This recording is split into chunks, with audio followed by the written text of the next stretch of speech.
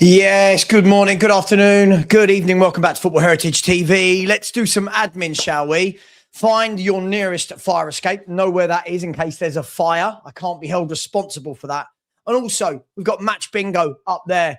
As I said, lots of people have been winning on that lately. Scan the QR code and use the discount code of FHTV. And also, go to OK Jersey for football and sports clothing replicas. All the Premier League tops, the Champions Leagues, the Spanish League, the Italian League, the French League, all the World Cup tops. Go and check it out. Plus, there's other sporting goods available other than football tops. Go and check it out and use the code SAVA for an 8% discount at checkout. Remember, when you're using the code SAVA, make sure you put in 2 V's. When you put in 1 V, it won't recognize that that's my name. Savva, S-A-V-V-A. Good morning to you all. Spurs have stopped the run of defeats with a draw. We have stopped the run of defeats with a draw, and everyone has now changed their opinion overnight. It's brilliant. I love it. I'm now confused as to what anybody wants. Do they want Tudor? Do they not? I'm really confused. Hence why I said to you guys, I've never given a hard and fast opinion on Igor Tudor because I know the fan base will change like that over one result. And I get it. We're fragile. We're a very fragile football club right now. We're broken. And one draw against Liverpool is apparently enough for managers to keep their job. Now, that's fine. I don't care. Keep him, don't keep him. Do what you've got to do. But then just be consistent. If you lose the next game against Nottingham Forest in the league, then don't start changing and going, oh, I want Igor Tudor out. That's not the time. That's not how it works, right? It can't be game to game. And I think this is the problem with not the fan base. I think this is the problem with our football club in general. The club don't know what it wants. There's no plan from the club. That filters down into the managers, to the players, and then it filters down into the fans where we don't know what we want. Everyone says they know what they want, but honestly, I'm watching a number of YouTube shows last night where people were adamant Igor Tudor had to go. And then Richarlison's goal changes everything. For me, keep him, don't keep him. But for me, nothing's changed off the back of a draw. What you've got to do is kick on. We've seen this before, and I get a lot of stick for this, and I know why. I get a lot of stick for this. Just be positive. But we've seen this a number of times over the last however many years where we get a result, everyone loses their mind and goes well overboard, and then the next game we don't. For me to see that something has changed, for me to see that they're playing for him now, apparently, I need to see that we go and beat Nottingham Forest. If not, it's just a good draw. Now, the result is magnificent. There's no doubt about that. The result is magnificent. But again, I ask Spurs fans to just calm down. Like, that's all I ever ask, is everyone to just calm down. But as usual, the emotion has taken over. It's been so long since we got a point that the emotion has now gone way overboard and everyone's losing their mind. Like, people are saying it's half glass empty, half glass full. How about it's neither? How about it's just, we've seen this before. Can we please wait and see? We do this every transfer window. We do this with every manager signing. We do this with every director of football. Something changes at Spurs and everyone goes, it's amazing, it's great. Let's see some consistency and let's see what these players and Tudor are made of. If he is the manager, which it's looking like he will be for the Nottingham Forest game, let's kick on. Not a draw. Let's kick on. Let's beat Nottingham Forest at home. Can we? Sure. Will we? I don't know. I've not seen us win a game for so long that there's nothing within this team that tells me they can. A draw away at Liverpool in the last minute doesn't tell me they can win. It tells me that they battled. That's great. That's brilliant. I love it. Against Forest at home, it's a different scenario. It's a game where you wouldn't expect Forest to dominate the game the way that Liverpool dominated with the ball. So this is a very, very different type of setup. And I know people don't want level-headedness. I know that level-headedness is always misconstrued as negativity. And I just need to see that this wasn't just 45 minutes. And by the way, the 45 minutes, I don't even think we were that good. I think we had a couple of counter-attacks where we had some shots on target. I think everyone's going well overboard. But we need to see next week, when he's got players back and available, does he pick the right team? Does he pick the right formation? And how does that work? So, for example, and this is absolutely it, Alfie. This is why I don't go overboard, right? Do you remember we put on a brilliant fight back just over a month ago to get a draw against Man City, then went and lost the next two. And everyone said, this is going to change it. And the same people, this is going to change it. All it takes is one goal, one result. Sure. But we need to see it. We need to see it. I can't just, I'm not, me personally, I'm not one of these people that just goes, oh my God, it's amazing. I need to see it visually with my eyes. Yeah, I can't be told to feel it. I need to see it. I need to feel it. And at the moment, brilliant point, great draw, much needed after West Ham got a point, Forest got a point, and Leeds got a point. But I do think that there's a lot of people that are talking as though, A, we won the game, and B, they're talking as though we were amazing. Absolutely brilliant point. Now, can we kick on? Now, can we build momentum? Right? See, now this is where people get it wrong. People say we're slowly building momentum. That's not momentum. One game isn't momentum. And this is where people go wrong. So what I want to see as a football fan is get to Nottingham Forest, get the win, and you say, okay, draw, followed by a win, momentum. If we draw to Liverpool and then lose to Forest, that's not momentum. That just means we got a point. So this is where I'm not going to do what every other YouTuber's done and just suddenly flip and, oh my God, I'm not going to be that guy because I need to be true to my own opinion. My opinion is we're in deep trouble. My opinion is that we were good with certain aspects of the football yesterday, not with the football. I mean, in terms of football, we were good with our attitude. Didn't lay down. We didn't die. We rode our luck, which every team needs to do. And we kept ourselves in the game. And if you keep yourself one goal down, you've got an opportunity. But that is one game. As I said, we saw this earlier in the season. We beat Man City. Then we went and lost at home to Bournemouth. Then we drew with Man City. Then we went away and lost. You get my point, right? So for me, I just want to see what happens. I know people don't want that. I know people want to go mad. But equally, let's see what happens. All of the talk was Spurs are in talks with other managers. Tudor's going to go after Liverpool. Now, has that been put on the back burner? Are they going full steam ahead with that? Was that an actual plan? Was it just paper talk? What happens if Tudor loses to Atletico and Forest? Is everyone going to do a 180 and then suddenly Tudor's awful? He can't win games. He's got to go. I don't know. I genuinely don't know. I'm just here talking about it as a football fan. But what I can't do is I can't just pretend. And the number of people I saw yesterday suddenly say they were Tudor in, that were adamant they were Tudor out, I found it very funny how people can switch like that. Now, if we beat Nottingham Forest, you turn around and you go, okay, draw, win, 4 points from the last 6. Things are slowly turning. Brilliant. That's what you were brought in to do. At the moment, though, I can't do that off the back of one draw. Can't do it. Right? We got the point. We needed the point. That was the key thing for me. It wasn't about Tudor. This wasn't about style of play. This was a key moment for me just to get the point. Now, I'm also seeing this morning lots of people saying, play this same 11 against Nottingham Forest. Really? Now, again, this is what I mean. Before the game, everyone hated the lineup. But because Richie gets a last-minute goal, people are now saying, Let's stick with the same 11. Okay, we'll stick with the same 11. If that 11 plays against Forest and doesn't win, what will happen?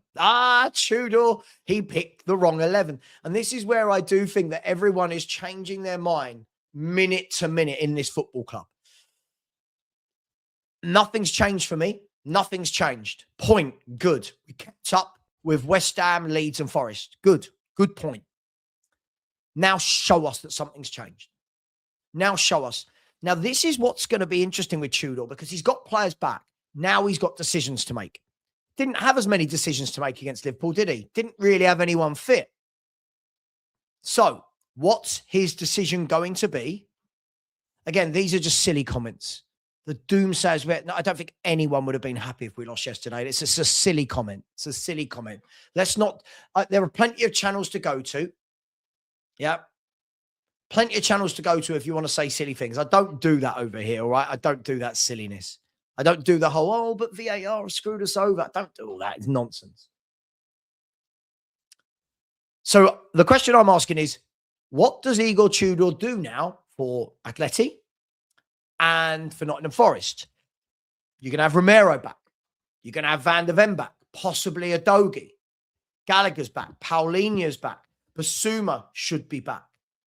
So there's lots of questions now that I need to see. How does this guy manage that? There's a difference, right? See, and this is what I mean. For the last month, this guy, I want Tudor out. Tudor's terrible. Tudor's dreadful. Tudor. And then how on earth can we sack him after a point? This is what I mean. This is why. How do you take these people seriously? How can you take it seriously when 1 point changes people's minds? I can't. That's why, you know, when everyone goes, oh, you're so rude to me, I can't take it seriously. 90 minutes has not changed my opinion on the players, on Spurs, on Tudor, or on anything, right? But this is the problem, right? You watch, if we lose the next two, those very same people like Matt, right, okay, big pants. I mean, look, you're just going to get blocked, aren't you? It's just so childish. People like Matt will be the first ones going, he's got to go. He's got to go. He's got to go. He's rubbish. He should have been sacked last week. I didn't want him anyway. The flip, like, honestly, if people want to change their opinion over time, I completely get it. But look how we are as a fan base. One result changes everything. Like, each to their own. I've not had an opinion on Tudor the whole way through for this very reason, guys and girls. For this very reason, I have not had an opinion on Tudor, because I know what the fan base is like. I know what the mats of this fan base are like. Right? Give managers 3 to 5 years. I want this manager gone. What? This one didn't get 3 to 5 years. But it's okay to lose with this manager. It's not okay to lose with this manager. Like, when you've got fans like that, how can you take opinions seriously? How can I like, if a player, I said this last night's show, if a player I don't rate scores a goal, people go, see, gutted, he scored. You're like, okay. Yeah, see, you were wrong. You were, about what? One game, one goal. Like, what about over a period of time? You know, can we not see over a couple of years, or can we not see over a year, or a number of no, one game, you're, and I just find it all so crazy. I find it all so crazy. Look, now I've got to be realistic, and I've not even said sack him. See, again, not listening. See, again, this is what I mean. So what you've just seen there, people, is Matt is not Tudor out. He was not Tudor out. You can't be Tudor out, and then how can we sack him after a point? You either want the manager gone or you don't. It can't be, he got a draw. Oh, my God. Yeah. How do you sack him now? Cool. Yeah? Sure. If we're going to change our opinions on managers over one result, the opinion that person has never matters to me. It doesn't matter to me. I don't care who you are. I don't care if you're one of my best friends. I don't care if you're one of the YouTubers I work with. If you change your mind on 90 minutes on a manager that you have been adamant you hate, right? Again, look, they're both the same. Matt and Marios are both idiots, aren't they? Look, I want him to be at the Atletico game. This guy, Tudor out, Tudor out, Tudor out, worst manager ever, Tudor out. He came on my show on Saturday and argued with me how Tudor is the worst manager. Sure, okay. Oh, he should at least get Atletico Madrid. Do you see what I mean, people? You see why I find it really difficult when you've got people like that just go from here to the wind blows and they go. They're like dogs chasing their tail. Oh my God, I've got no opinion, so I'll just keep changing it. I've got no opinion. I'll just keep changing it. Right? It's absolutely, no. I'm not biting. I'm calling them out for it. I'm calling them out for it. You're all seeing every show, right? You're all seeing every show that these people have no conviction to their opinions. They change their opinion every game. They don't even wait for 6 months of evidence or a year of it. It's, how can you sack him? Cool. I didn't say sack him. But when I didn't say sack him and I said I don't care, I was told, oh, you protect him. I don't protect him. I ask questions. You protect him. Why don't you want him sacked immediately? 90 minutes later, oh, he's got to stay. Oh, he's got to stay. What? What? So at the end of the day, as I've said, this season, whatever happens to Spurs, certain fans deserve it because they don't know what they want. Do you know what I want? Do you know what I want? I want Spurs to implement a what? Yeah, that's right, a plan, a philosophy.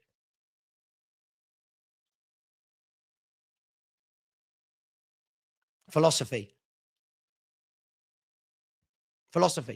Mate, it's not, you're talking about morale. Mate, listen, you've not been saying that for the last month. You've been saying, do you know what we should do? Let's bring up all of Matt's comments, shall we? All of Matt and Marios's Tudor out, Tudor out, Tudor out, Tudor out, Tudor out.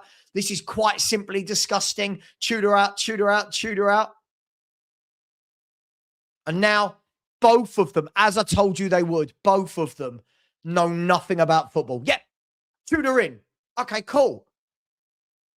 Cool. I'm open to that. What if he loses tomorrow? What if he loses Wednesday? Watch these same fans. Watch these same fans. Tudor out. He's terrible. Why did he pick that 11? This is an awful 11. What? Sorry, what? Listen, I don't know if it's an age thing. I don't know if these guys are children. I've never known anything so silly. And people that are level-headed, right, are the ones called negative. It blows your mind. It blows your mind.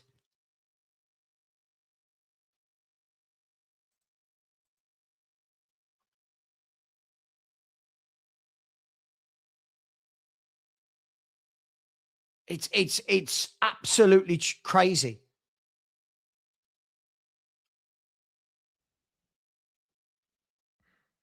Absolutely crazy. So, as I've said, crack on. Spurs, do what you got to do. Do what you've got to do. But when people keep messaging me and asking me what my opinion of Tudor is or who Spurs should get in, this is why I keep saying to you, it don't matter. It doesn't matter. The fans don't know what they want. And if the fans don't know what they want, the club don't know what it want, the fans don't know what it want. So what on earth am I going to sit here and say, I want this manager gone, this manager's come in? I hit my limit with it. I hit my limit with it, right? Look, I believe in being consistent. I believe in being consistent. I believe that if you had an opinion yesterday morning at 10 a.m., why has it changed by 11 a.m. today?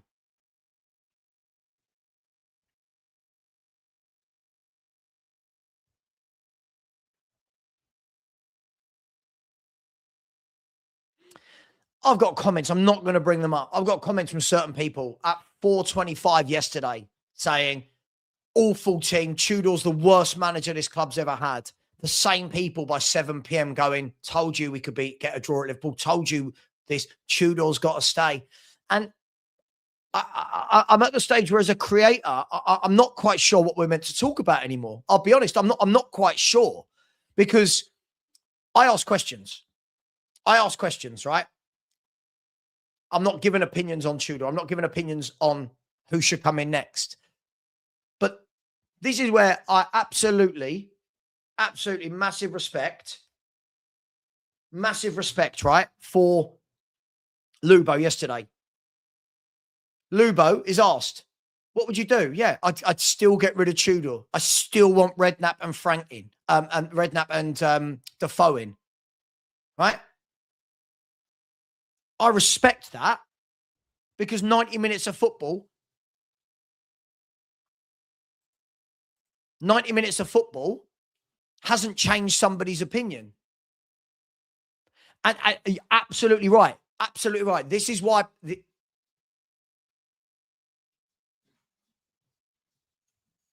This is why. You are absolutely right, Aussie Coys. This is why protests and all this, it won't change, because look how quickly these fans change. Look how quickly everybody can change. It is, I'm truly worried, right? This is what I mean. Keep him for the morale. He's not won a game and he's conceded 15 goals in 5 games, but keep him for morale. I don't know. I genuinely don't know what to say anymore. I genuinely don't know what to say. Listen. No, sorry. No. See, look, here you go. Look, you got to love this. Just for clarity, everyone, I'm Tudor out. Well, you're not. You've just said he has to stay. Right? So, Matt, you're an idiot, Matt. You're an idiot. Sorry. I can't deal with it. Can't deal with it. Absolutely fine, people changing their mind. No problem with it. If new evidence presents itself, absolutely. If we lose the next 2, not saying we will, just if we lose the next 2, just remind everybody, Matt, just remind people like Matt, everybody, that he wanted him to stay. Just remind him. These are the people, you know, for 2 seasons, this guy said to me, managers need 3 to 5 years, 3 to 5 years, 3 to 5 years, 3 to 5 years. Right? 3 to 5 years, 3 to 5 years, 3 to 5 years, 3 to 5 years. Okay, cool. Then when the next manager comes in, he doesn't like, no, this manager needs to go. He needs to go now. He needs to go now. He needs to go now. I've seen enough. Okay, cool. But I thought 3 to 5. What happened to your theory of 3 to 5 years? No. Don't worry about that. Okay, cool. Tudor out. Okay, brilliant. Oh, we got a point. No, Tudor in. Tudor's got to stay. He's got to stay for this game. What? I'm truly gobsmacked. Listen, back to the game yesterday. As I said, maximum respect for me goes to Kevin Danso. Maximum respect goes to Richie. I thought both of them were excellent yesterday. No, doesn't mean I think they're amazing footballers. Just giving them credit for the game. I thought they held us together. I thought Danso at the back was brilliant. In the air, on the ground, composure, leadership. I thought Danso was absolutely fantastic yesterday. And Richie has got the bottle for a relegation battle, hasn't he? He's got the fight. I don't forget the goal. He's got the fight. He's got the battle. And I'm not seeing that from Mwani and Solanke. I'm not seeing it from them. I'm seeing it from Richie. And doesn't mean I want him to stay. I'm not going to suddenly say I want him at the football club. But right now, he's battling. He's working hard. He's given his all. He's doing his best. And hats off to him for that. Do I rate him? No, I don't rate Richie. I think all the while you've got people like Richie up front, you're going to be where we are over the last few years. You know, there's no coincidence that the more Richie that sort of player plays, the more we've fallen down the pecking order, right? But right now in the battle, he's got to play, right? He's got to play. Right now, he's got to play. We've all just seen you lie, mate. Don't worry. We've all just seen you lie. You've all just said he can't be sacked because of morale. It's all right, mate. Do you know the funny thing, guys? If I had come on this morning and said, got to keep Tudor because of morale, Matt and Marios would have said the absolute opposite to me. The absolute opposite to me. Absolute opposite.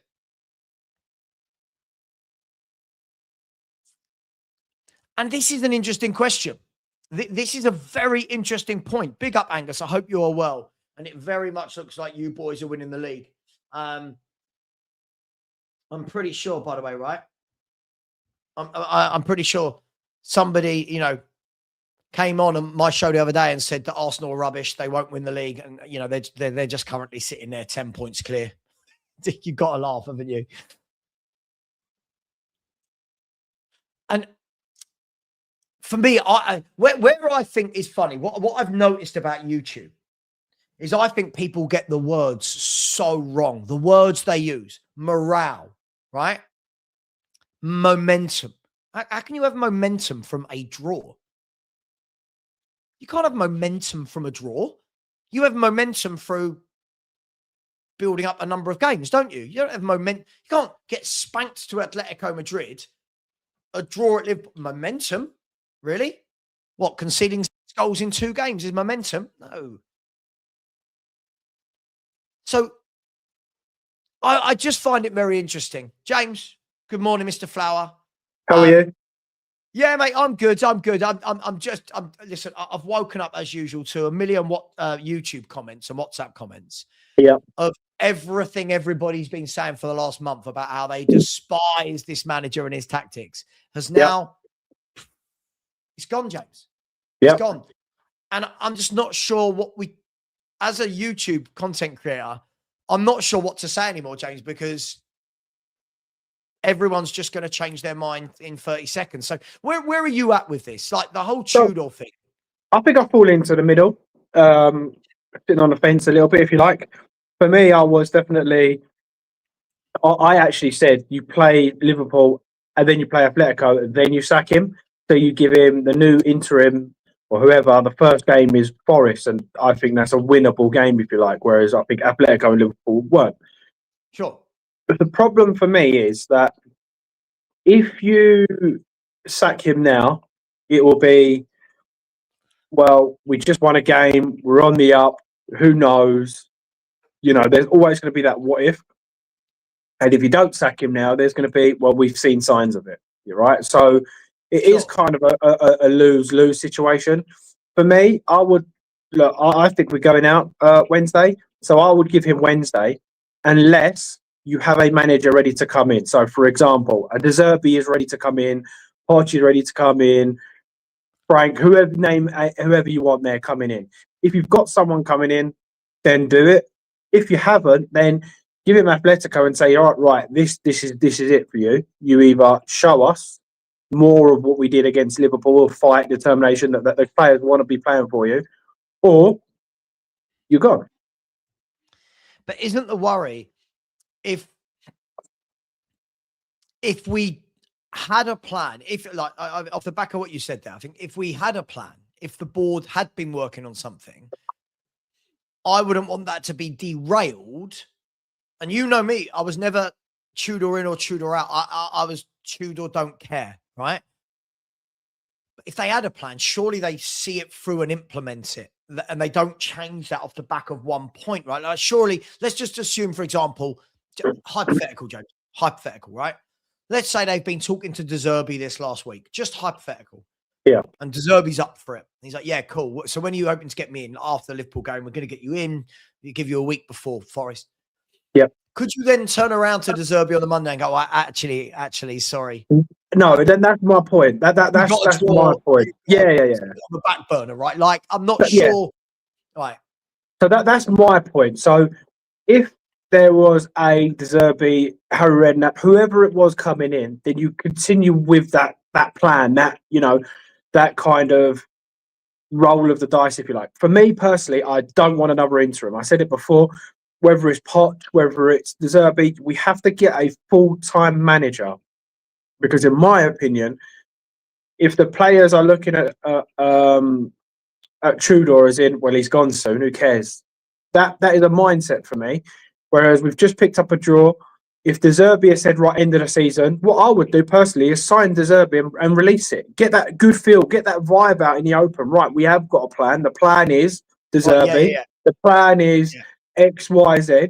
You know, after the Everton game on the last day of the season, Roberto De Zerbi will be full-time manager. Right, okay, cool. Sure. And don't get me wrong, if that isn't in place, has Tudor earned couple of days, the Atletico game. Why not? Why not? That's how I feel. Why not? Sure. I'm not asking for him to be sacked, by the way, James. That's never you. No one's heard me say this. I'm just questioning how people are just. I'm not saying you have. No.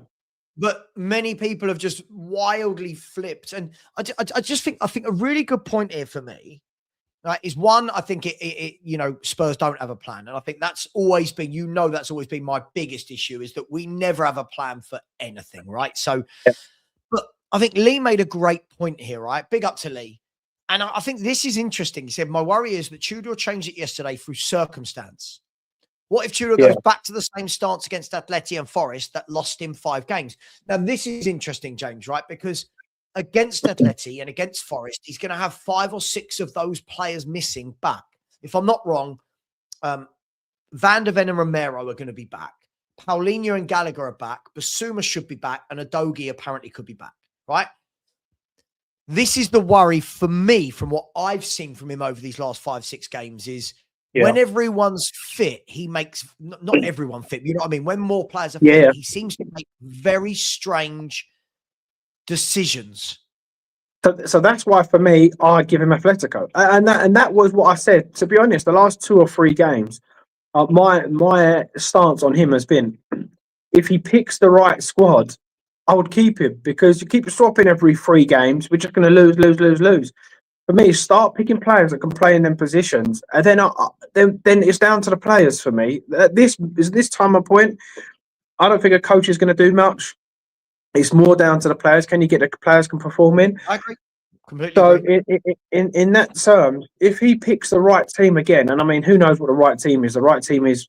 I mean, I'm not expecting nothing from Atletico. I mean, I've been taking a piss and joking, saying 3-1 every week. But in my opinion, if we get a 1-1, if we get a 1-0 win, a 2-1 win, whatever, 2-2 draw, for me, that's positive. I know we're going out and people are going to say, oh, that's negative. But for me, that's a real big positive. You've gone away at Liverpool, got a result. You then hosted Atletico, got a result. Whether you're going out or not, you've got a result. Then for me, I say, you know what? He does deserve Forest. He's gone 2 big back-to-back games.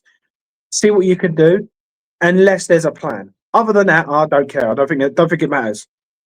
Do you know what? And this is where I completely agree. And I like this comment. He said, he took his keeper off in the first half midweek, and your fans said he fell out with the players. Now keeping him is good for morale. And I think this is the thing for me. It's all of the different changing from game to game. Now I make you right. I make you right here, James.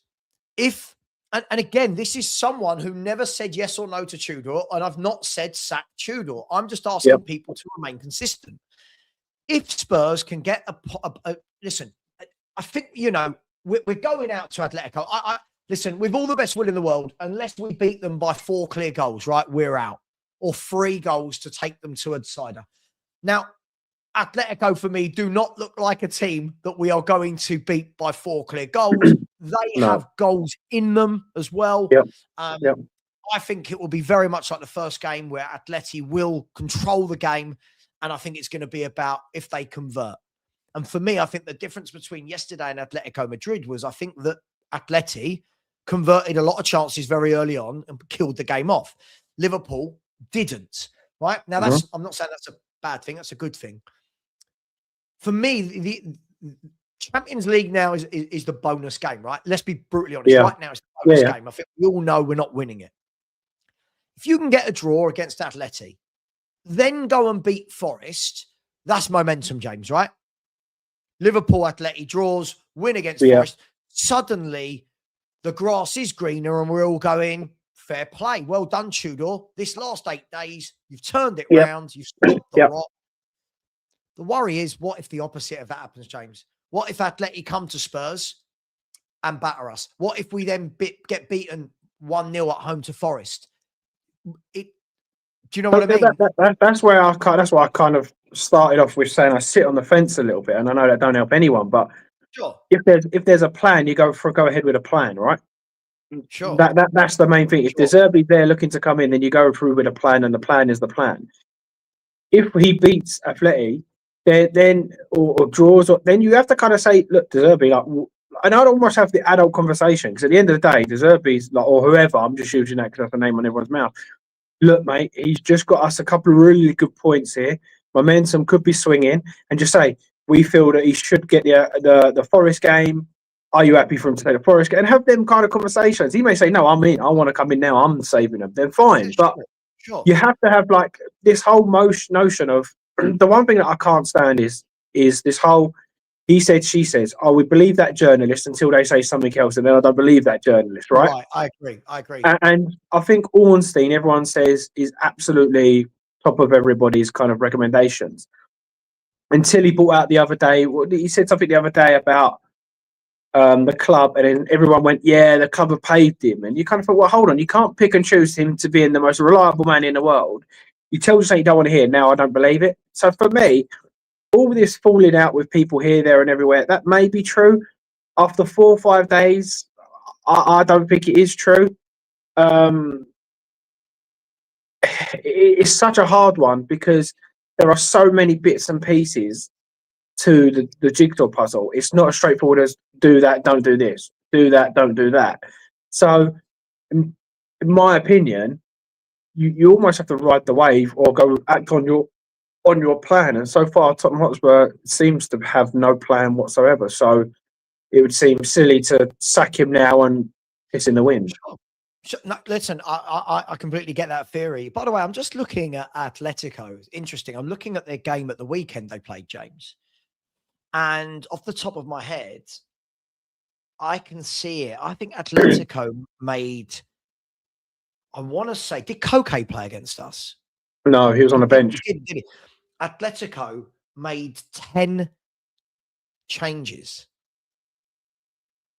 Right, Atletico made 10 changes. Now, again, I could be absolutely reading something into nothing there, but how weird is that? They put out a really strong team against Spurs. Yeah. They've made 10 changes for the league game, which they won, by the way. Yeah. Now, does this tell us that Atletico are going all out for the Champions League because they know they can't win the Liga? Like, literally, the only player, someone in the chat will tell me if I'm wrong by a player. The only player I can see that played against us was Pubil. I think Pubil, the fullback, played. Their team at the weekend was Musso, Longley, Jimenez, Pubil, Molina, Vargas, Koke, Almada, Gonzalez, Sorloth, Buena. Right? Okay. Why are you making 10 changes for a league game sandwiched in between your two Champions League games? Why? Yeah, and that is the thing, right? Look, I think that's just everyone reading into it. You know, you're just kind of trying to hope. Maybe are they? Yeah, I don't know. To be honest, that's a great point. It is a great point, yeah, because it is one of those. Maybe they're thinking, because the way I look at it, I mean, a cup game's a cup game. I think we're out personally. But if Tottenham get a goal in the first 5 minutes, that whole it's only 2 becomes a thing. Then you get a goal before half time and you're like, well, 2-0 half time. And then I think, so what they're probably doing is a couple of security blankets, right? Right. Griezmann, you could be rested. You're a bit older. Talent, you can go play. So it's probably a matter of, did they win the weekend? Did they win the weekend? You said they rotated. Yeah. Yeah, they won 1-0. Yeah. Great managing, right? Well, I'm just looking at the Spanish league table. They're guaranteed Champions League football next season. They are 13 points clear of 5th. So, yeah. I mean, with 10 games to go and with all the will in the world, Atletico Madrid are not going to let a 13-point gap slip in 10 games. That's losing crazy. 5. That's losing 5 and everybody winning every single game, right? So you'd almost say they'd need to lose 8 kind of thing. Right. So, yeah. So it almost looks like Simeone's gone, right, well, you know, people are saying it's like us last year, but it's not. They've qualified for the Champions League essentially in La Liga, and all the eggs looks like they're going into the Champions League basket this season. Yeah. And listen, people saying it's a free hit Wednesday, but again, that goes against what everyone says for morale. You can't have a free hit and get battered and then say, oh, morale. You can't have Do you know what I mean? You can't have morale on the Sunday, get battered on the Wednesday, and then say we're going into the Forest game with morale. Doesn't work like that, James, does it? No, I agree. No, I agree. And that's why I think you need at least a draw to then kind of, because on paper you go, you draw Liverpool, draw Atletico Madrid, regardless of who you are. If that was if that was Arsenal getting those results, you'd go, that ain't bad. Do you know what I mean? Even though we're in the position that we're in. So, yeah, I agree, to be honest. I completely agree. Morale is morale. It's a rolling thing. It has to go and go and go. But the thing is, morale only works with the players that played, right? So that comes to the second question. You know, a lot of people were saying, like, the one thing I heard, and even you earlier said about Richarlison. Look, he's definitely a dogfight kind of player. I'm not disputing that. But now everybody is lauding this guy as if the saviour. But 10 minutes before that goal he scored, is everyone forgetting like the two clear-cut headers that he missed from a point-blank range that would have won us the game? Do you know what I mean? But everyone forgets absolutely everything. And it was the same with Tell. I know I get criticised for calling Tell out, but you call Tell out. I think he's dreadful. You're right. I think he's dreadful. Well, he made, look, great corner, great cross. Yep. But every 15 mistakes, he does the one thing good. I'm glad he done that one thing good, but you can't. That doesn't excuse you for the 15 mistakes. Same with Odegaard. Same with Dominic Solanke. I got called out so much when Sean did his show and Dominic Solanke scored that back heel thing. 2 seconds, someone's at the door. No, you're good. You're good. No, look, I completely agree. And by the way, lots of people are going, "Oh, Savva Oblak was injured." Yeah, sure, okay, but they changed 10 players. They didn't just change Oblak, did they? They changed 10 footballers. Now they've got a good squad, right? They can change 10 players and win games. I'm just thinking that if the same 11 that beat us 5-2 comes to White Hart Lane, I do think we lose again because they've got quality footballers. Marcus Llorente, absolutely superb midfielder. And again, the problem is Lookman, Griezmann, Alvarez, these guys are lethal. They will punish us. For the number of chances we gave up yesterday to Liverpool, these teams will punish us. They're not Rio. They're not Gakpo. They're not who was it who played on the right? I keep forgetting his name. Frimpong. If Atletico Madrid play the same 11 they played against in the first leg, I know everyone's going, "Oh, they're beatable. They're not very good." I mean, I've never known a team as bad as Spurs criticize other clubs, especially the size of Atletico Madrid, right? Who, by the way, in their last 1, 2, 3, 4, 5, 6, 7, 8, 9, 10, 11, 12, they've won 15 of their last 20 games. Right? And we're sitting here going, they're not very good. We can get at them. Okay. Yeah, no, I agree. And that's what I was saying just before I had to pop. For me, people do like to go, look at the goal he scored. It was an open goal. I would score that, to be honest. Like, I wouldn't expect anyone to go. But when you consider the reason we're in that position is because he missed 3 chances beforehand. And it's been like that all season, right? And Dominic Solanke is no different. So, look, I understand. James, they're not top players, right? I do, yeah. You do, yeah. After chance after chance. Richie, we kind of know that you're gonna get a goal and then you're gonna get chances missed. You expect it of him, right? Yeah, exactly. And that's the same thing with Tell. Everyone was saying about Tell. Beat his man a few times, really nice. Good couple of balls across the ball, but in the box. But there was moments where I can't remember the exact point, but he was in the corner. He did a step over and he kind of dribbled the ball out for a goal kick. And I was like, hold on a minute. Like, what are we doing here? There was a moment we was on a counter attack. They played him the ball nice and early, and he just dribbled into the right back. And you think, what? That Suso guy. Look, I thought we showed a lot of energy. Didn't really have much other than that shot, which was a good shot. Loads of movement on it.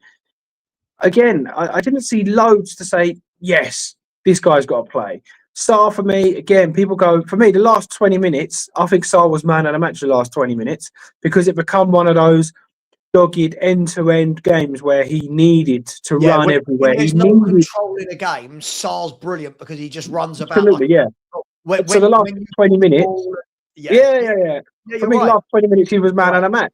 But that first 70 minutes, mate, he was diabolical. It was awful.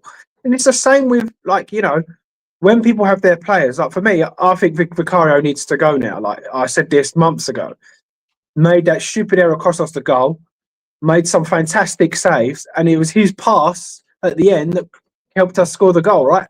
But yet no one kind of mentions those parts. Look, again, I want him gone. He's not good enough. But because agendas after agenda, it's like, well, we'll accept Richarlison because he scored the goal, but Vicario cost the goal. When, in my opinion, Richarlison, if he scores that chance last week, that game could have been a 3-2 game. We could have still been in a tie. But he missed that open header. They countered attack 3-1 or 4-1. This is the thing, James. This is why I don't change my opinion wildly from week to week and game to game, because I don't see 20 minutes of a player and go, oh my God, I think he's great now. I like to see over a number of years, I want to see consistent performances. Now, there are players that I like, but I acknowledge they're not doing well or they need to be in a setup. But I see way too much. Like, Sar's a great example. Sar's been here for 4 years now. I don't know, 4.5 years. I don't know, whatever he's been here for. And whenever Sar has a good 15, 20 minutes, like the back end of yesterday's game, oh my God, Sar's brilliant. And with the right manager, he could do this and he could do that. And then for 5, 6, 7 games, you just never see him, right? Yeah, I agree. I've never really rated him. I think he's a wonderful athlete. I think he's got a wonderful engine. I don't ever doubt his commitment. I don't ever doubt his work rate. But I just don't enjoy him as a footballer. But is that what we've become, though, mate? Is that the definition of a good footballer? For me, the complete opposite. That's it. The complete opposite to Richarlison, in every metric, in my opinion, is Dimitar Berbatov. Will not work hard. Will not run into space. Will not do any of that. Will not do any of it. One of the best strikers I've ever seen in my life. Controlling a football is like, well, you would give that guy control over anything, right? Unbelievable. Whereas James, now, come away from that. That's what I'm saying. Now, this is what we're rating as quality rather than actual quality. It doesn't make sense. Do you know how many people have messaged, like the messages I'm getting? Yeah, so-and-so works hard. Brilliant. Somebody said yesterday, this should be a prerequisite. You're paid hundreds of thousands of pounds a week. You're paid, even if you're paid 50 grand a week, 20 grand a week, 1 grand a week, you're a footballer. Working hard for me isn't what makes me look at a player and go, you're a good player, right? And for me, this is only in general, I think I've been very consistent with players I like and players I don't, because I've not seen anything from players I don't like over a period of time that make me go, yeah, let me give you the biggest example of all, James, right? When Harry Kane first burst onto the scene, I, like many, went, this guy's crap, right? Like, you know, I mean, look, how many of us were so wrong? Like, this guy's Everyone, right? Norwich, Leicester. His touch, his control, he's not strong, he don't score, right? Over a period of time, not over one game, over a period of time, you went, bloody hell, I was wrong. I was wrong. What a player. So many of these players have been here for years, and I'm waiting for the string of games, the run of games where I go, God, you know what? Actually, look at those 10 games that players put in back to back. Wow. Yeah, they proved me. What we get instead is we get 20 minutes here, 20 minutes there. A player does a good cross and fans go, told you, he's brilliant. He's the only one. Yeah. And I don't blame fans for that, James. James, I don't. I genuinely don't blame fans for that, because we've been so starved of good players. We are so starved of good players, good systems, good possession, good control, quality, touch, technique, skill, that when a player does something basic, we go, did you see that? See what? Hell putting a cross. Right. But what is a great cross? Yeah, yes, it was. Right. Yeah, good player. Well, okay, but what about the other 89 minutes when you're running into blood? So I'm not picking on Tell. I could use this for everyone. Star, Gray, Prime. And Sar and Gray and all of them, right? And that's why when people say to me, yeah, but you like Gallagher. I like Gallagher. I don't like Gallagher in this setup. I don't know what Gallagher's meant to do in this setup. I don't know why they bought him in this setup. But I've seen Gallagher for a year We've seen Gallagher for years in the right setup. I know what he's capable of. Mhm. So many of these players have never proved anything, I completely agree. and they're being overhyped. And there's a reason why for the last 3 years we lose so many games, right? There's a reason. So I'm with you completely, mate. I'm with you completely. There's a time and point, yeah, where you do need those dogs, and those dog players are more than welcome. Like, you know, your Richarlisons and stuff. But you do need more than that, right? Otherwise, you are where you should be. Yeah, for me in the league at the end of the season doesn't lie. Look, you can say ours kind of debunks that theory because purely of the fact that the amount of injuries we've had, like that does affect it. Regardless, that does affect it. Not having Maddison for a whole season, kudos for half a season. You know, there are so many bits and pieces that that are just costed us. So therefore, for me, you can only judge to some extent. I mean, the average injury list is 5 to 6. We've had 13. Like it's just absurd. So for me personally, we need to get those players back first. Well, A, we need to stay in the Prem. B, we need to get those players back first. And C, I know this is going to sound stupid because we've died for them now. We need to now sign players that are going to put those guys on the bench, i.e. Kulu. For me, perfect bench player. So you don't go out and go, well, Kulu's back now. He's going to be left mid. You go out there and you buy Indai or whoever you want from Everton or whoever and say, right, you're my left winger. Kulu, fight it. Like, you do what you got to do. Maddison, you've now got Xavi as competition. Do what you've got to do. Kudos, Adiemi, whoever. And same with the strikers. Whoever you decide to keep, because there's only one of them really. You should be keeping none of them. But if you decide to keep one of them, agreed. The rest, you know, they need to be under the circumstances of, look, you're going to be fighting this out now. This ain't a holiday camp anymore. Because for me, at the end of the season, the players lose all power. If we stay up, the players lose the power. For me, at the moment, the players are like, well, if we go down, I don't care. They've got the power. I agree. At the end of the season, you need to take some sort of responsibility back. You know, you were saying there about working. For me, any adult or whoever goes to work, they have responsibilities. Whether you're a football player, a binman, a plumber, a YouTuber, if you don't get up and do your job and do it to your best ability, you'll lose subs, right? You'll lose your job. You won't get any customers. The same for footballers. There's a very short period in their careers where they get the power.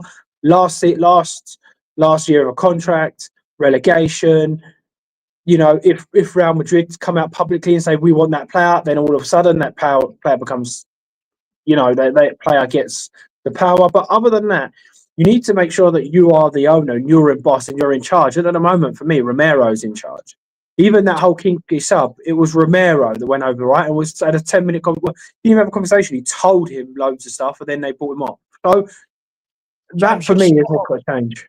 James, you're spot on. Do you know what? I feel like as a YouTuber, when we talk, people think that the conversation you're having at that moment is your entire opinion of the club. Yeah. For me, my opinion of the club right now is it's an absolute mess, right? Like we know it's a mess. You are right. By hook or crook, all that matters this season is staying up. Then we're going to see, James, what they've got. You're absolutely right. What this club has not done for years is say, right, how do we improve the 11? Push the first 11, not all of them, but how do we improve the 11? The players that we improve, how do we push them down to squad players? And then how do we repeat that cycle, a window after window after window? We've not done that. What we do is buy average players or kids with no set positions for them to come into, and we go, right, go on, there's your squad. Whenever I try and have this conversation with people about there's no process, there's no thought behind the signings. So, i.e., I'll use this example again.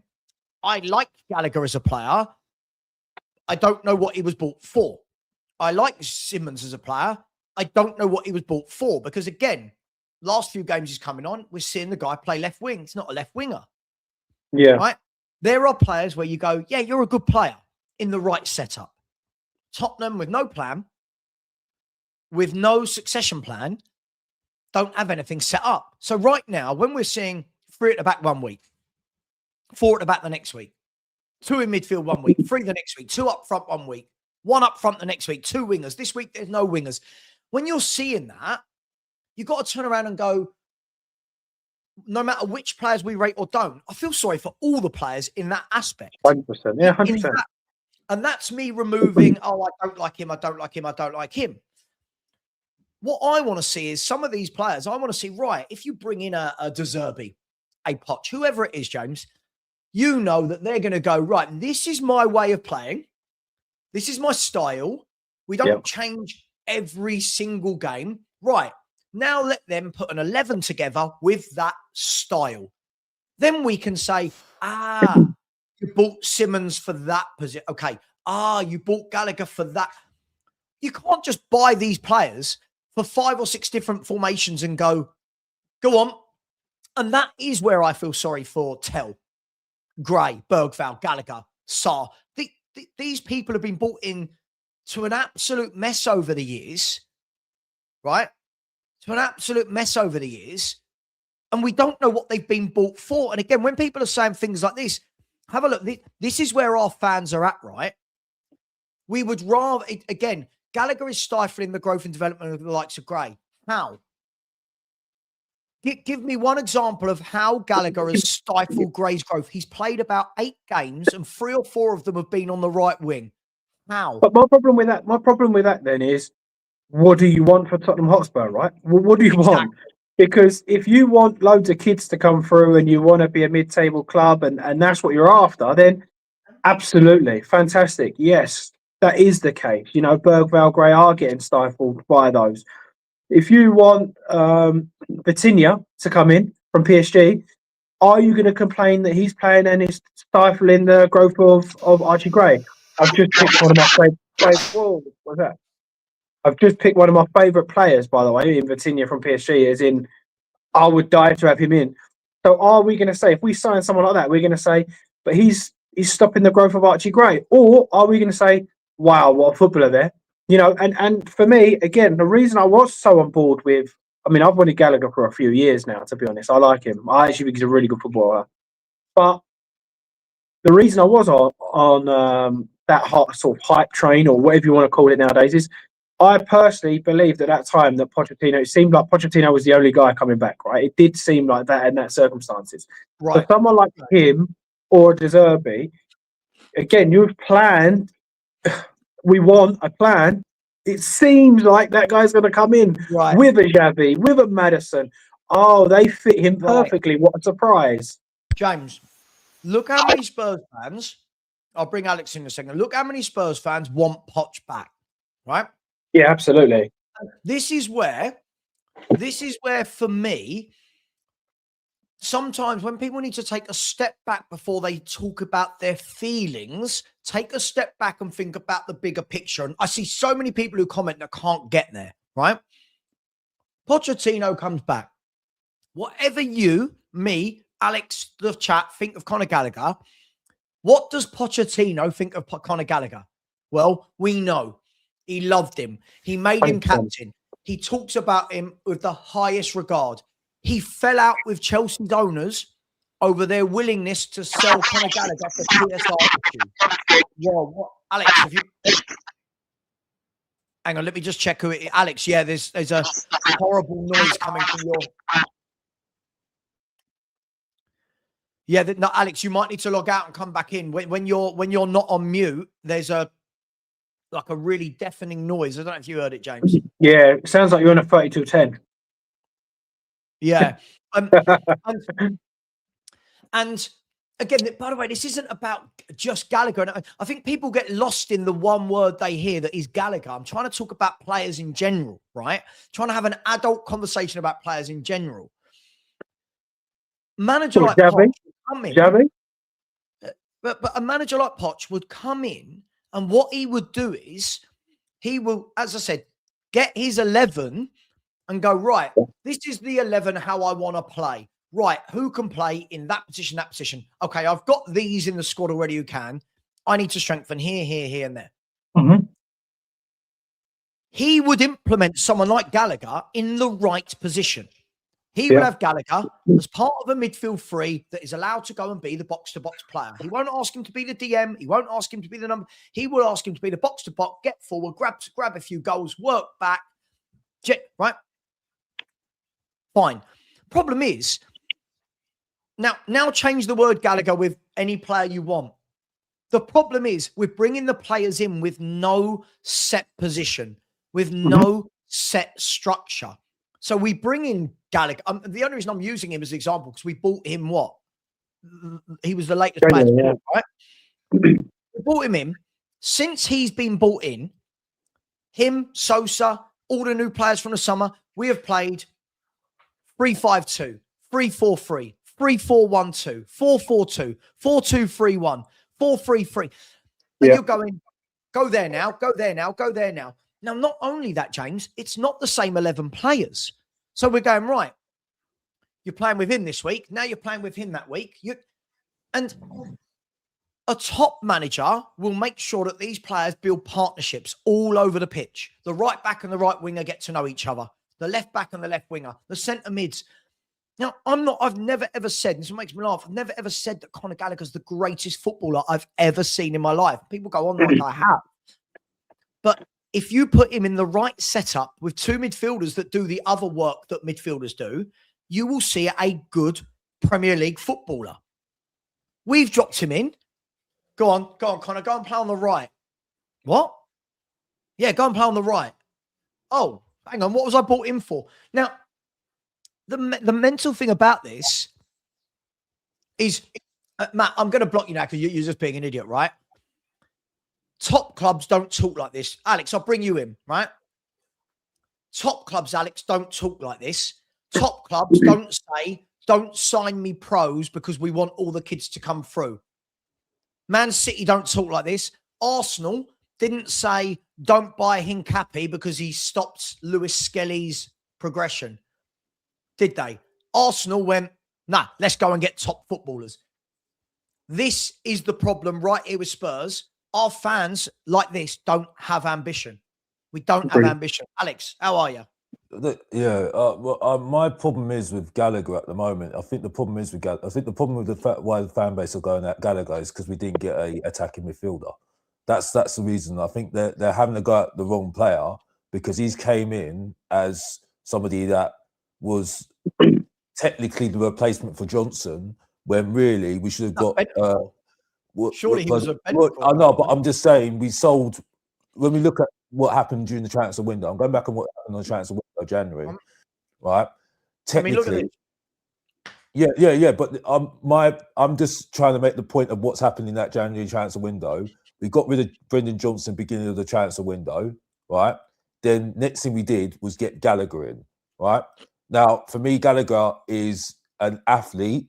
Not saying he's not a good athlete and he's got, he's experienced, but for me, that's not what we need. We need somebody on the right, who on the wing. That's what I think we needed, right? And so that was Lookman for me at that time, right? I think if you had Lookman and a Gallagher, I don't think we had the same energy towards what you're seeing with Gallagher because I think what's happened. What's happened, Alex? He's played on the right, he's played on the left, he's played on the centre, he's played everywhere around the pitch. When really we all know Gallagher is a workhorse. He's an athlete. He ain't that guy, and also he can score goals as well. When you put somebody that's number 10 or somebody that can create for him, right? We've seen that at Chelsea. We saw that at Crystal Palace when he was on loan, right? So I think what fans are doing right now, they're blaming Gallagher because he's been put in all these positions when we didn't get the player that we really needed. Bang on, and that's why. Bang on, Alex. Yep. That's why. This is why I think where people are having to go at it at the moment because they're just looking for somebody to blame, and that transfer window by us was to blame, right? To go on the point I wanted to go on because I've said this on my channel. I still will sack Tudor, right? Not that it's going to make a big blind bit of difference because I still think we're getting it, but I think we should get Harry Redknapp or I said Ryan Mason at the start. Now I'm clutching at straws, right? Because the form has been terrible. You know me, Savva, right? I don't care who the manager is anymore. I've not cared since Poch because I've not liked it, right? You know this. Over the years, I've never backed a manager. And people saying that I do back a manager are lying, right? Because I've never done that, right? Yes, I've been talking about the context of certain things that have happened because that's objective, yeah, because I was around those times, like when Prodigy was around, when Mourinho was here, when Conte was here. So I can reflect on what happened before. That's what being reflective is. You know what I mean? Right? But for me, Tudor is killing the morale of this team. We need somebody that can give confidence. I hate his interviews. He's going to punch somebody right now. If you watch this Sky Sports interview post-match, he was going to punch that interviewer. He literally was going to punch him. He deserved to get punched, though, no? Pardon? He deserved to get punched. He didn't deserve to get punched. The guy's been an idiot. How has he been an idiot asking the question that he's doing his job? No, there's ways around it, though, right? Surely we can agree on that. There's ways of. Should we get a violin for him then? Because the same person was doing the same thing with Ange Postecoglou. And I also said the same thing. The same thing with Thomas Frank. And I also said the same thing there. As far as I'm concerned, yeah, right? You're talking to your fan base.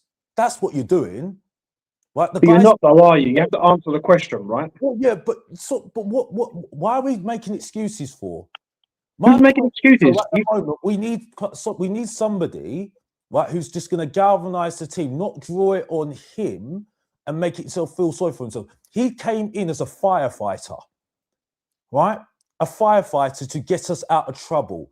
We've only just gained 1 point and the fan base are going over the top. And I watch, and this is the thing, I'm consistent what I say. And then people calling me negative. And I'm sitting there saying, this is well on Tottenham's time. This is what Tottenham fans do. So I'm not getting angry about it. That's why I don't get angry with the team anymore. It's the fan base that get me angry. Because the fan base, at the same way we've done yesterday, it's the same way I've seen over the last 5 years, and it's got worse. And I don't disagree with you, but in my opinion, it's wrong. The way that they are answering those questions, they're not answering a question. They don't want an answer.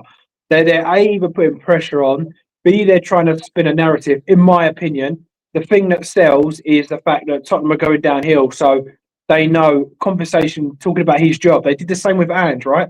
Talking about his job. Did the same with Frank, talking about his job, pushing him in position. I mean, look, I don't necessarily think the way or the actual question is wrong, but when you're getting asked the same thing over and over and over and over again, I have no problems with him answering him how he is.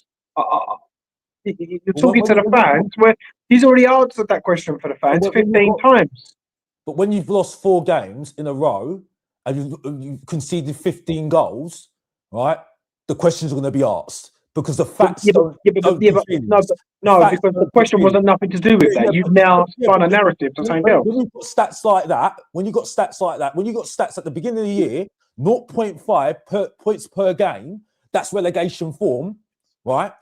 That's when you're going to get answered questions, right? That's what happens when a manager has to answer questions like that. You get what I'm saying? So I'm sorry. No, I don't. You can argue the facts whatever you want. Right? I'm tired of arguing these arguments. So I have to put facts on the table now. I can't do it anymore, right? So facts do more better for me than anything else. Yes, I did give them credit for getting the draw. I still think Richie should have scored a hat-trick with the chances he had, because if that was Harry Kane, if that was Son, he scores those chances, right? Yes, give him credit because he works hard. He's a chaos striker. I stick by what I say, but I don't rate him. Don't rate him any time, any place, any day. I like Danzo. Alex, do you think that, I think the difficulty, right, is this is always the difficult thing of when you bring in an interim manager, right, is the interim managers are still going to be interviewed the same way in which the permanent managers are interviewed. And we know what the press are like. We know what their questions are going to be. But for me, I don't know if there's a way, and I'm sure there's contractual obligations with the number of interviews that managers have to do, but you can see they don't want to do it. And I think with an interim manager, I would try and take him out the firing line, because right now, I'll tell you what, if I move the conversation slightly, right now, I don't need Igor Tudor to tell me what a mess we are. I think we know, right? like if you're the permanent manager at a football club, fine. But the reason you got the job, right, is because we're a mess. There's a reason that you are in the hot seat. Yeah.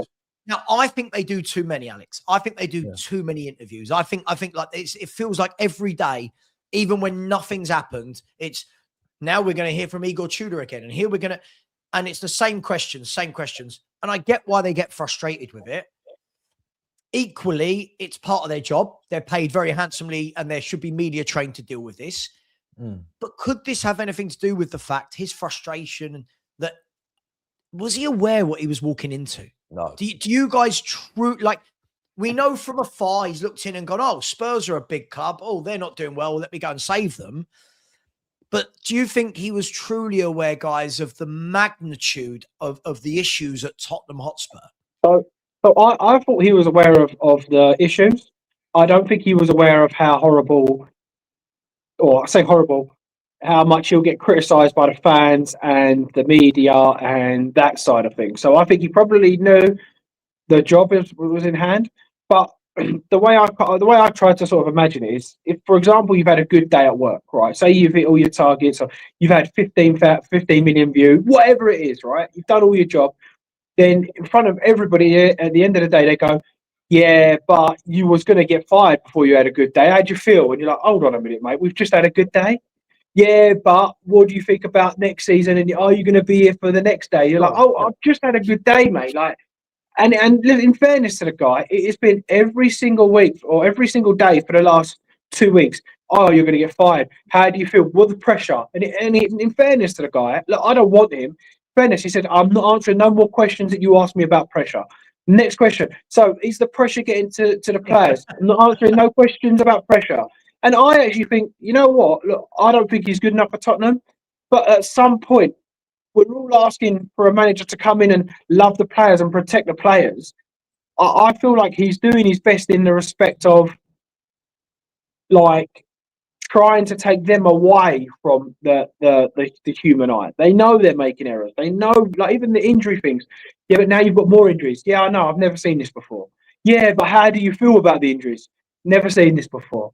And you're like, I get why people are coming off like blunt and blank, but at the same time, like, I don't blame him. I'm Willem James. James, let's be fair. Right now, and fans are not going to want to hear this. Fans are not going to actually, sorry, bear with me once. Yeah, no, I agree with what you're saying there.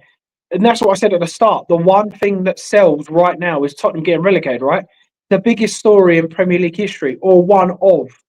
So no matter what, them Sky interviewers, TNT, whoever it may be, no. Right, let me ask a question about getting fired, because that's what's going to sell. You know, that is the selling point of the market. It's all that side of things. So for me, it's very easy to push all the blame and get all the eyes on one thing. And I think that he's trying his best to deflect it from the players. Whether he's doing a good enough job, I don't think so. I feel like we should have beat Fulham, should have beat Palace, or got points of some sort. So on the pitch, no. But I feel for him a little bit in the press conferences, to be honest. I don't feel for him at all. I do feel he didn't know what he was getting himself into.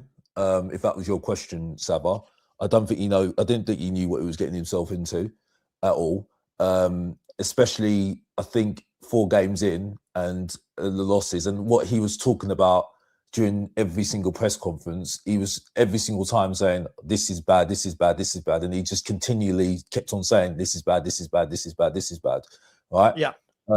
So I don't think it has, and I think that's kind of surprised him, and that's why we've seen the form that we have done so far, and I think that's why he's been very mixed on about his team selections as well, putting players in wrong in square pegs and round holes. So, but I think can we call it for what it is, right? But I think it's for the players as well. I have to say the players. I don't rate the players, so it's not me. It's not me deflecting on the players. Alex, it's the whole club. right? It's the whole club. Alex, So I'm not looking at that. You know, I'm not the whole picture. You know, I've got the whole picture.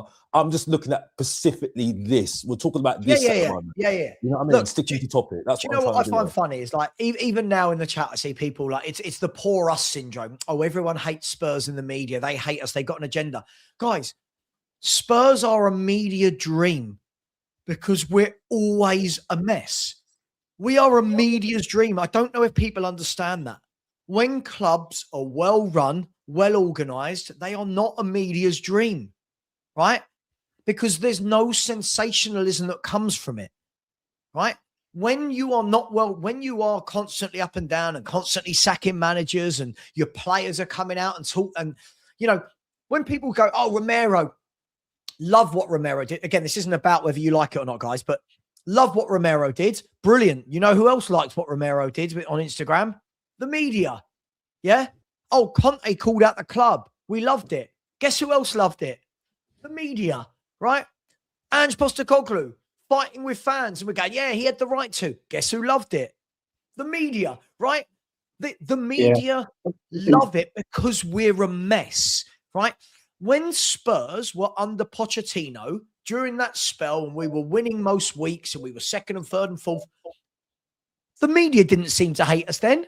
There was no, I don't remember this drama. There weren't players on Instagram. No one was sending messages on Twitter. No one, right? We were a football team.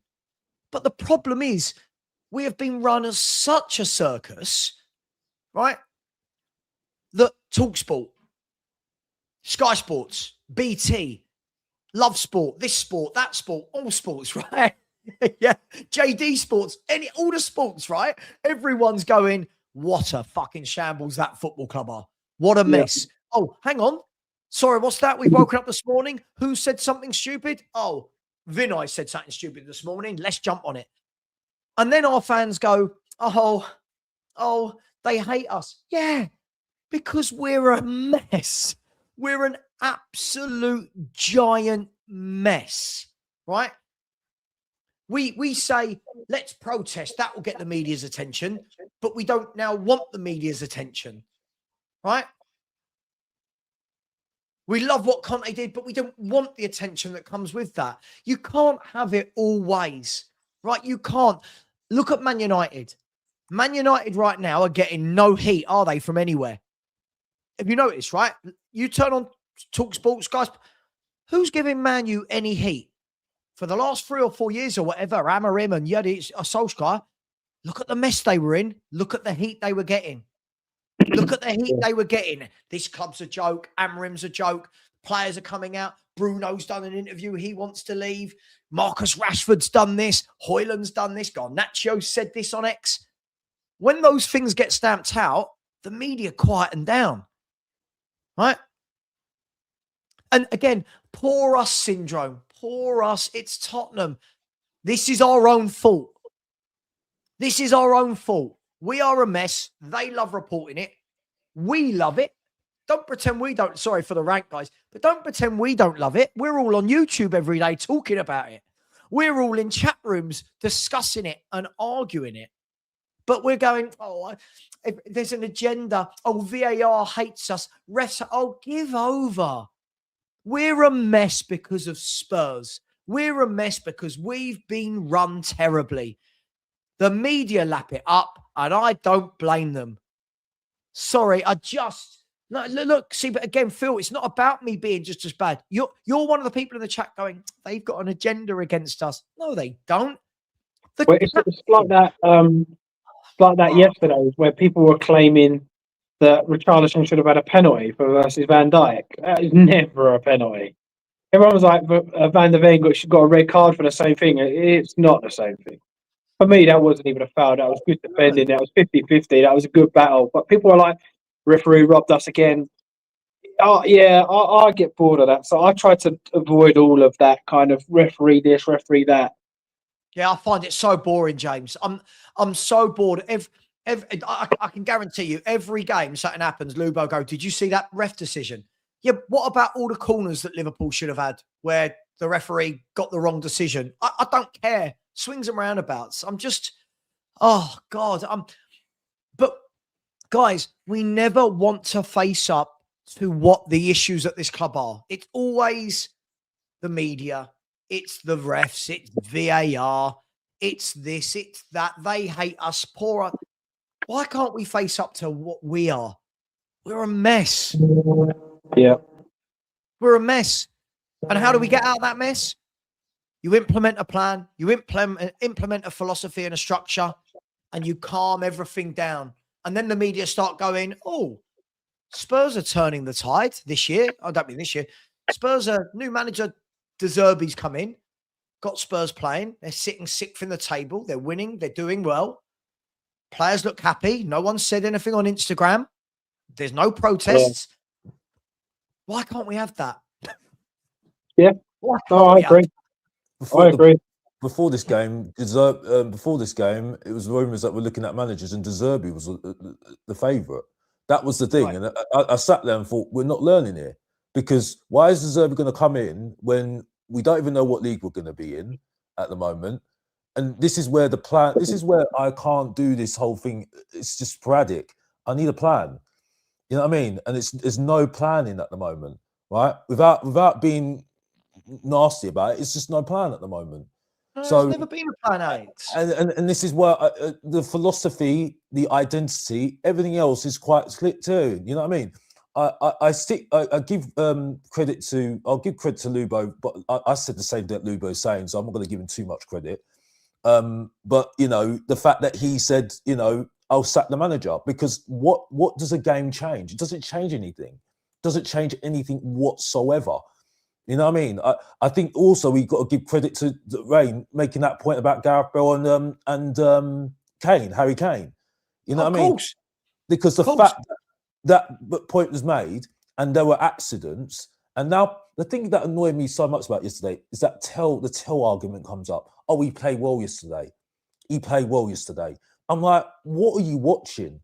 But this is what I continually hear every single time, and it's like, when I say this, it's like I'm negative. But then it's funny that... Don't you think the problem, Alex? You know what I mean?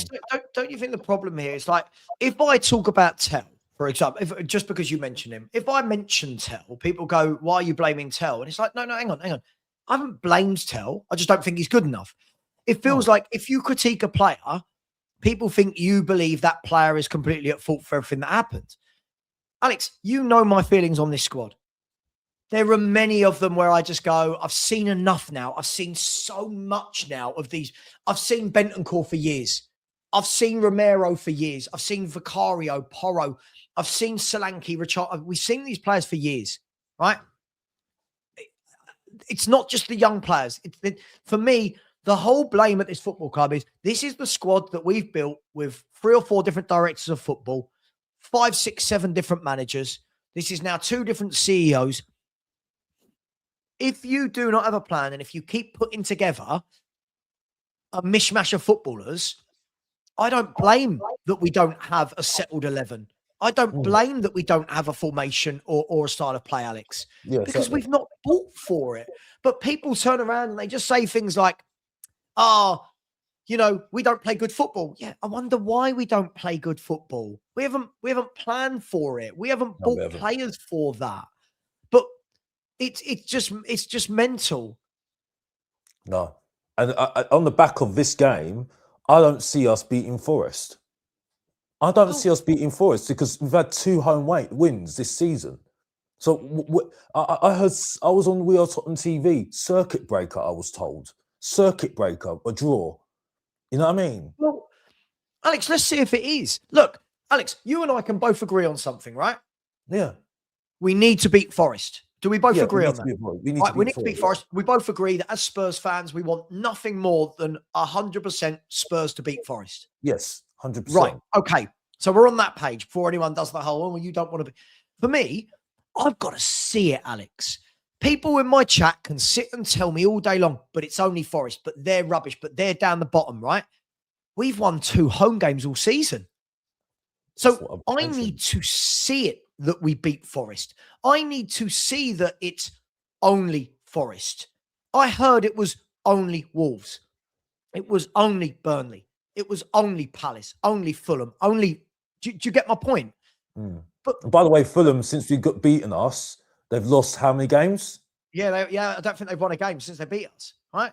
But this is the thing, Alex. And what people are not understanding is the Forest game is going to be very different to the Liverpool game.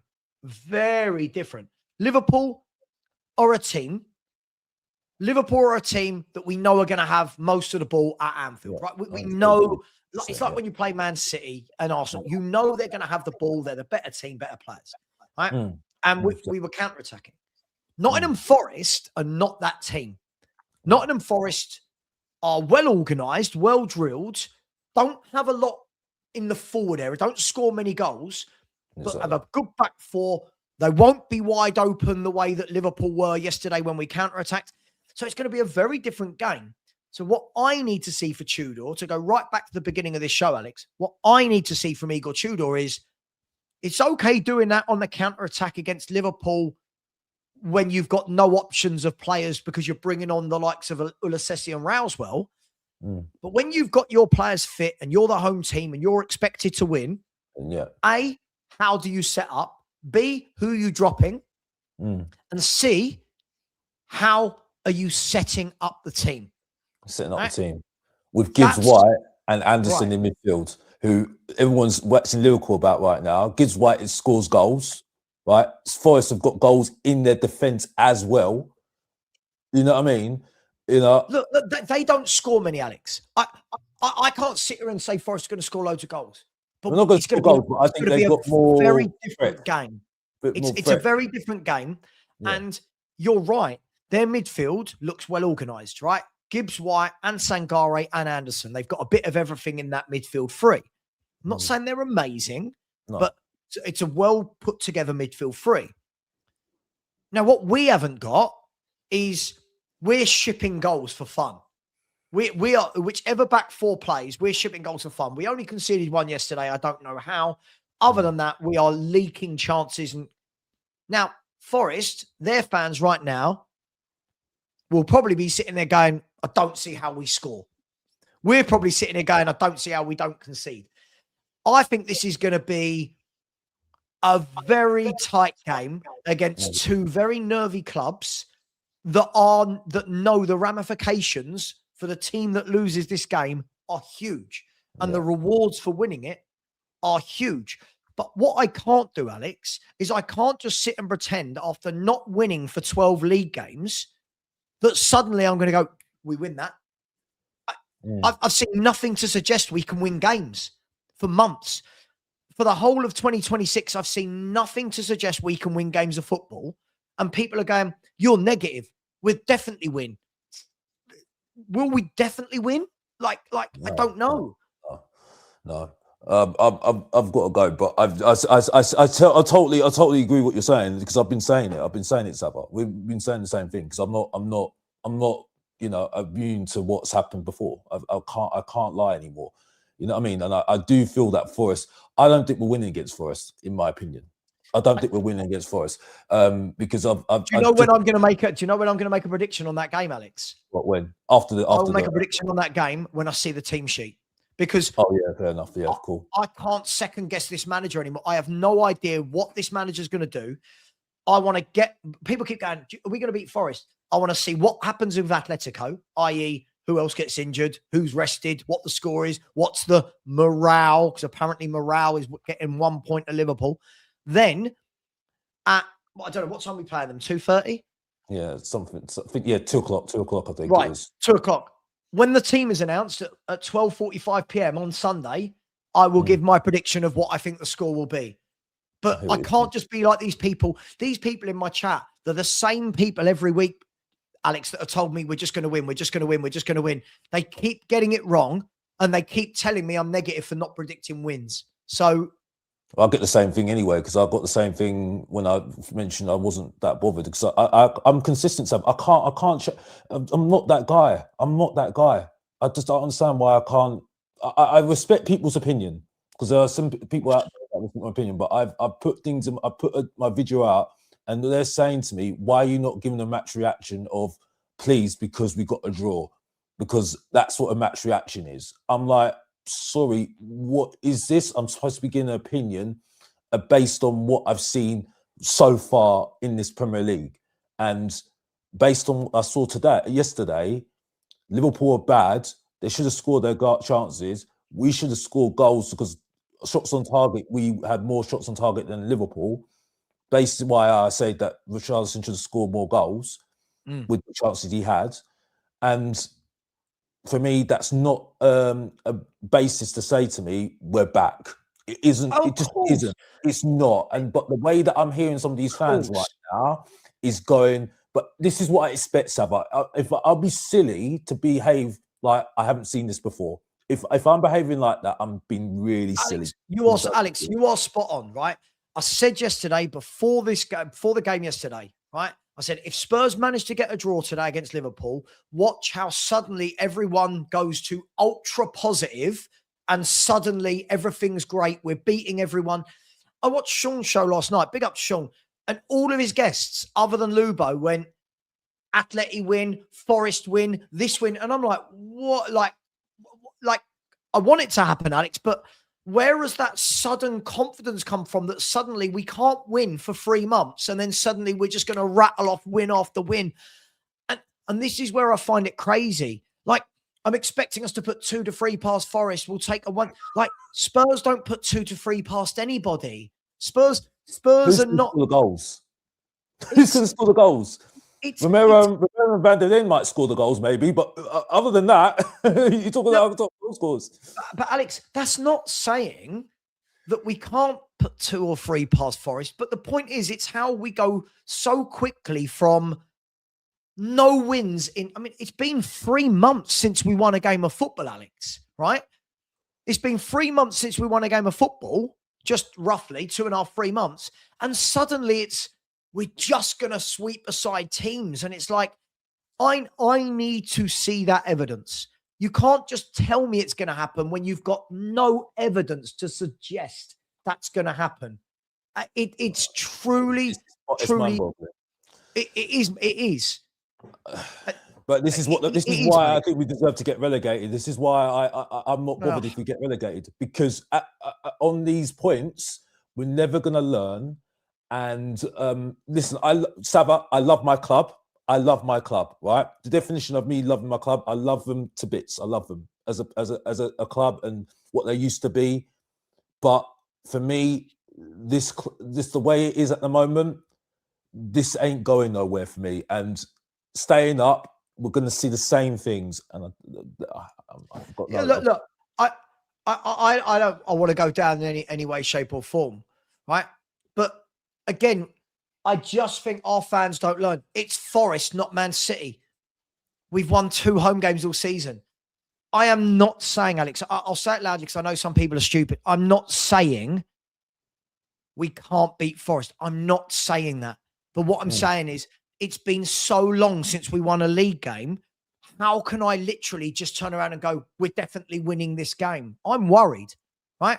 I'm worried that I don't know which Spurs will turn up, and I don't know which Forest will turn up. Forest were very good against Man City, battling back to get a point. They were very compact, very hard to beat, and we're not very good, Alex, at breaking those teams down. We're good at breaking down teams like Liverpool and Man City that are wide open at the back because they go forward. Yeah. We're not good against teams that are well set up at the back. So I want to beat Forest, of course I do, but suddenly 1 point has made everyone just by the way, the same people that have been wrong game after game after game after game after game after game with their predictions are the same ones that are adamant now, Alex. Yeah. Adamant. I mean, by the way, Marios and Matt in my chat, every game, we're winning this, it's only them, it's only Wolves, it's only Burnley, it's only Palace, it's only Fulham, it's only this. Every game. And you know what? They're going to have to be right at some point. They're going to have to be right. So if they're right, they're right. But brilliant, good. I hope they are. I need to see it. One, but the evidence, and I'm going to go on evidence all the time now because I can't keep on saying the same thing, Savva. Right? Agreed. The evidence says to me we're losing against Forest. We're not winning because I want to see the team he picks. I want to see the team. I hear what you're saying, and I take your point, but the evidence is saying that we can't do it because we couldn't beat Fulham, we couldn't beat Palace, right? We couldn't beat Burnley. We couldn't beat Burnley. So when this is stacking up, and if we want to go back in history, right, last year, right? Oh, no, not this. Yeah. This was before Liverpool, right? Yeah. Look at this, right? These people want to tell me, look, couldn't beat Brentford, couldn't beat Sunderland, couldn't beat Bournemouth, couldn't beat West Ham, couldn't beat Burnley, couldn't beat Newcastle, couldn't beat Fulham, couldn't beat Palace. But they just come on and go, we're sweeping someone aside. You're like, where's that based from? If we want to go back in history, right, last season, we're the same team that got 4 points taken off us by Leicester City. So like, this is not just recent times. You get what I'm saying, right? So I'm not going from a place of delusion here, what I've been seeing. You get what I'm saying? So I'll leave it there. Alex, That's my I'm last with point. you. Yeah. Alex, I'm with you. I know you need to go. I'm with you, Alex. For me, I can't just keep hearing people say it. I need to see it. And these people that are just adamant we are 100% winning, when I say based on what? Well, what we saw at Liverpool. What did we see at Liverpool? What did we see at Liverpool? We saw, okay, we battled and we scraped a point with a goal in the last minute of the game. People are going on as though we beat them 4-0. People are going on as though, do you know what I mean? People are going on as though we battered them. I really hope we beat Forest. Is the last thing I'll say. I really hope we beat Forest. We've got to beat Forest. But again, it's this complacency and arrogance. We're Spurs, Forest are shit. And we're shit as well. Like, what are we doing here? 12 league games. 12 league games. Six losses and 6 defeats. That's 0.5 points per game. That's what it's making up to be. But then they say, what's your point when I say that? You get what I'm saying? The form table, we are bottom. The form in Europe, we're the worst team. We're the worst team in Europe. Wolves are above us. So I'm not just looking at numbers here now. You know what I mean? So I'm doing it now because I can't do the same thing anymore. Right? If the players are going to prove themselves, they need to lift up that points per game. They need to lift it up massively. Right? And a draw against Liverpool isn't good enough after losing how many games in a row, 6 in a row, and that's a record for Tottenham Hotspur history-wise. Right? Alex, do you know apparently since Forest got promoted, we've lost 3 in a row to them. What does that say? I listen. I just think for me that we've listen. I'm not saying Forest are good. I honestly, I have to really caveat everything I say because people just don't take what they want rather than what they're hearing. I'm not saying Forest are great at all, but we haven't won in 12 Premier League games. And it's the arrogance going into the game. It's just Forest. I've heard that all season, right? The same people that are saying it's just Forest and they want to keep Tudor. What if we lose that game or draw that game? See you later.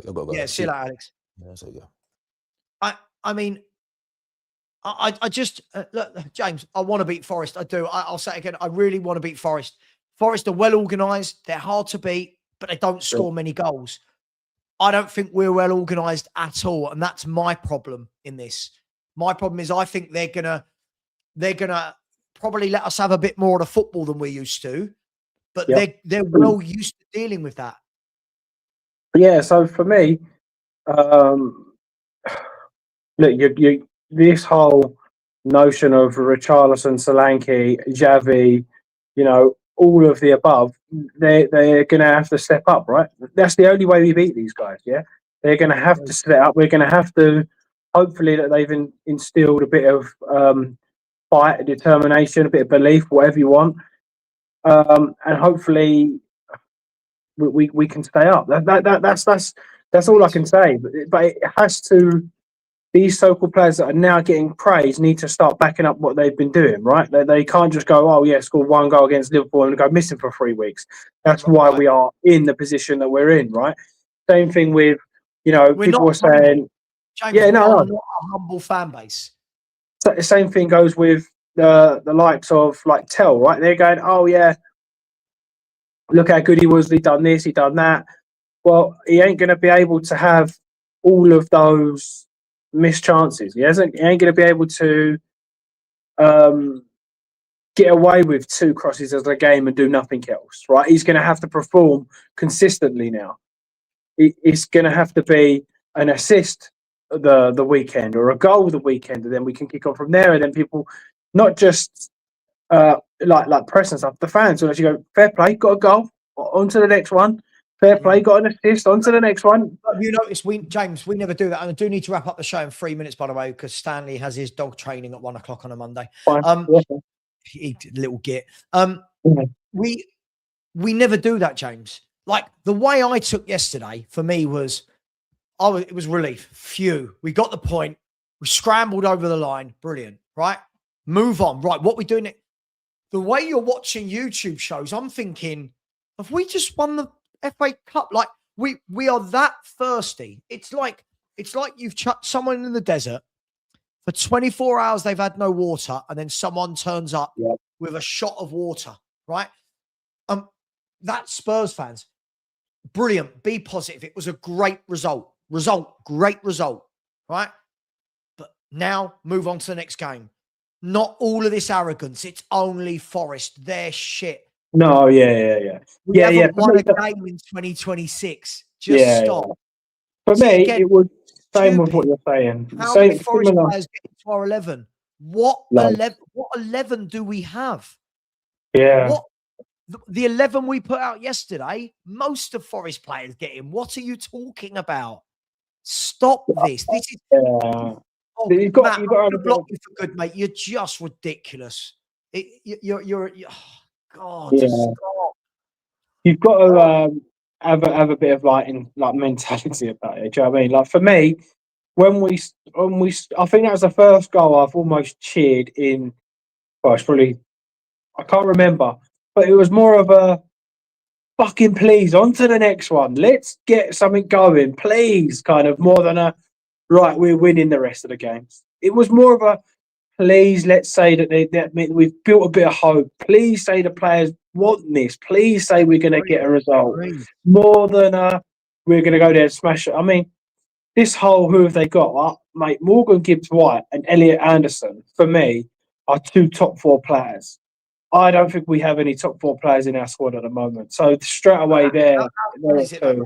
How funny is it that, first of all, we don't even have I haven't seen Spurs have an 11 for years, and we're going, how many get in our 11? Sorry, what 11? What 11? Right? What 11 are we talking about? When you look at Forest right now and you look at Spurs, there is a reason why both these 2 teams are down the bottom, right? Both these 2 teams are not that great, and we're going to go, how many get in our 11?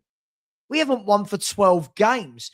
Like, my worry, and I'm going to wrap up the show, but my worry is that the lack of critical thinking is truly astounding, right?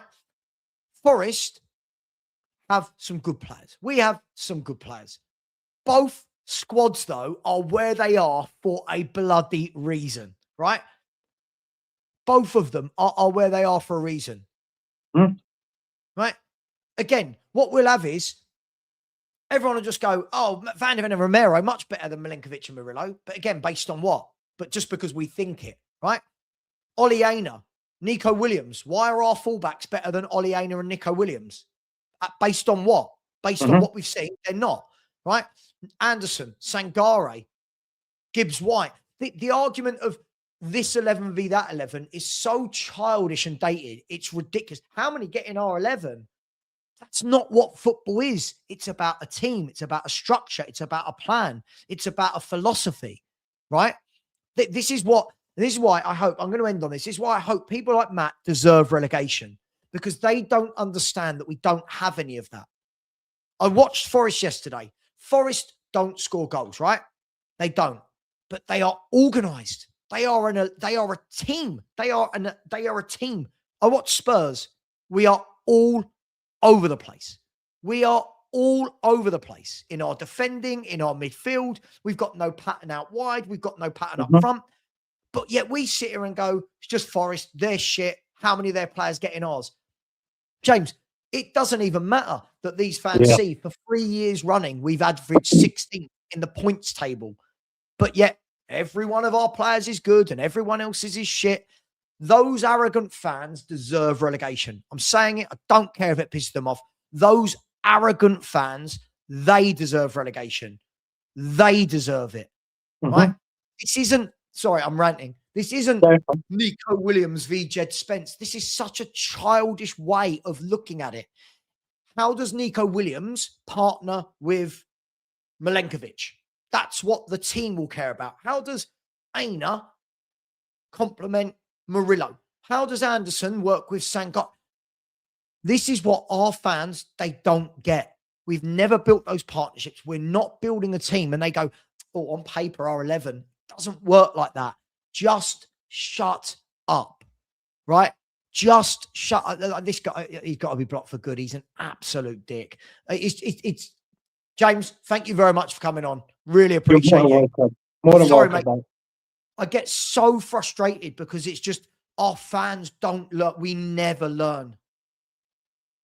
Right? The thing is, yeah, when fans are not rating the likes of Morgan Gibbs-White and Anderson, but then rating the likes of Tells, kind of tells you why we're in that position that we're in.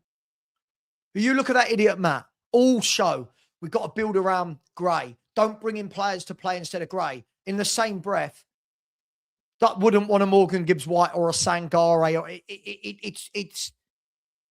it's baffling. It's truly, truly baffling. And again, Maris, listen, Savva, if we sacked Frank in November, we wouldn't be where they were now. Then why didn't they sack Frank? I'll tell you why, Marius, because they didn't have a plan. And you've got no way of knowing if we had sacked Frank, whether that would have changed anything. We sacked Frank and we haven't won a league game for 4.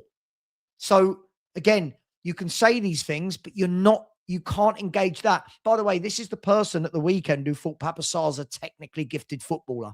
This is the person that thinks Tell's a really good footballer. This is the person, right? Do you know what? I can't do it. Thanks very much. By the way, yes, there will be some watch-alongs this week. I'm not sure what yet. I'll have a look at the schedule and have a look. I am now going to, for most of you, you will be very happy with this decision. Marios and Matt are now getting fully banned. I cannot deal with their shenanigans anymore. It is absolutely ridiculous how dumb these individuals are. Much love. Thanks, James. Take care. And I'll be back at some point. See you later. Bye-bye.